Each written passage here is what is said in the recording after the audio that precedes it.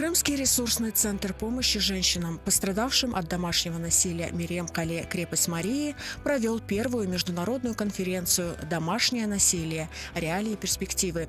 В ней приняли участие спикеры не только из Крыма, но и Германии, Канады, Казахстана. Юристы, психологи, тренеры, социологи, гинекологи обсуждали проблему домашнего насилия. Идея витала у нас давно в Крыму, среди нашего профессионального сообщества, среди моих коллег, юристов, психологов, просто волонтеров, общественных деятелей. И, в принципе, это все возникло из нашей профессиональной деятельности, когда женщина обращается за юридической помощью, и в период с ней нахождения в контакте, общения, выясняется, что за элементарным разводом, за алиментами стоит вот именно абьюзивное отношение, которое портит очень сильно жизнь женщины. Насилие в семье на том или ином уровне существует во всех странах мира. Без предупредительных мер и надлежащего реагирования оно неизбежно нарастает и приводит к трагическим последствиям. Почти 2/3 женщин, убитых в России за 10 лет, стали жертвами домашнего насилия. Но несмотря на пугающую статистику, Российская Федерация очень толерантно относится к домашним тиранам. Очень большая тайна, к сожалению. Да, насколько мы знаем, к сожалению, Россия и Азербайджан – это два государства в Европе, в Европейском Союзе, которые не приняли законодательство о противодействии домашнему насилию. Чем это обусловлено? Наверное, неоднократно это звучало с трибун Государственной Думы и от отдельных политиков о том, что если бьет, значит любит. И не надо на этом делать акцент внимания. Хотя, как показывает статистика, каждая третья женщина прошла через абьюзивные отношения. Писатель Ленора Сейт-Османова когда-то прошла через ад домашнего насилия, сложный развод и борьбу за детей. Именно дети и близкие помогли ей выйти из абьюзивных отношений.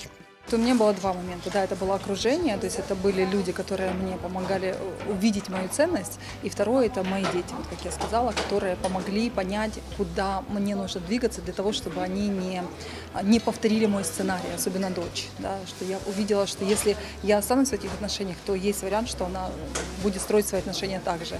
Психолог Зера Бекирова считает, все события в нашей жизни – это наше отражение. Есть такое известное высказывание о том, что все, что вы видите во мне, это ваше, а мое – это то, что я вижу в вас. Поэтому можно предположить, что мир – это белый экран. А человек является проектором того, что он транслирует на этот белый экран. То есть мир, он по отношению к человеку абсолютно нейтрален. Мы в этом мире видим лишь то, что есть внутри нас. Как же так происходит, если я человеку скажу, что это ты являешься причиной того, что в твою жизнь пришло это обстоятельства? Конечно же, человек задумывается и говорит о том, что это невозможно. Я вот такой белый, пушистый, я очень замечательный человек, я рос в хорошей семье. И как такое произошло, что я притянул в свою жизнь абьюзера? Тогда мы поднимаем вопрос о трансгенерационном поле, который открыл Лафорг, французский психиатр. Он говорит о том, что есть такое понятие, как передача информации из поколения в поколение. Та информация, которая была прожита нашими предками, а это 128 человек прямых предков, стоящих за нашей спиной, они формировали нашу внутреннюю законодательную базу. И на момент рождения человек уже унаследует вот эту законодательную базу как чип, как файл определенных программ, которые мы прожили, и под эту программу начинает формироваться его реальность. Ислам против всякого насилия. Однако некоторые мусульмане стараются находить оправдание агрессии и жестокости, ссылаясь на религию. Нет права у одного человека бить другого человека. Нет права у одного человека унижать другого человека. Есть другой вопрос, который неправильно понимается. Вы можете терпеть. Вы имеете право занять такую позицию, как сегодня нам говорили. Я полюблю своего абьюзера, я напитаю любовью недолюбленного волчонка, и он станет прекрасным любящим мужем. Пожалуйста, это ваша жизненная позиция как мусульманки, если у вас хватает психического ресурса на это, и богобоязненности, и упования на Бога.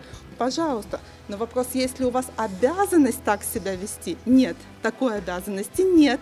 Кто заявляет об этой обязанности, тот не знает свою религию, и поэтому ислам – это религия, которая прежде всего призывает нас защищать свои права, чувствовать свое достоинство, чувствовать свою ценность. Наш пророк, он пришел, чтобы возродить жизнь, чтобы напитать жизнь любовью. Он не пришел, чтобы убивать, насиловать и подавлять.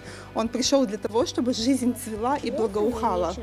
И все, что этому противоречит, все, что этому противоречит, это патология, это аномалия. Среди гостей конференции были и мужчины. Они также отмечают важность и своевременность обсуждения темы домашнего насилия.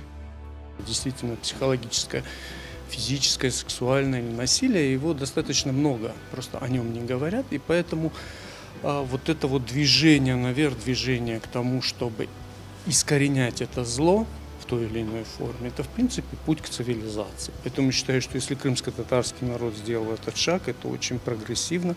Для помощи женщинам, пострадавшим от домашнего насилия, в Крыму создали ресурсный центр Мерьем-Кале, крепость Марии.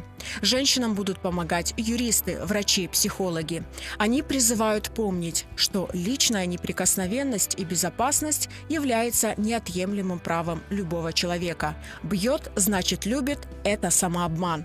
Бьет – значит беги, говорят специалисты.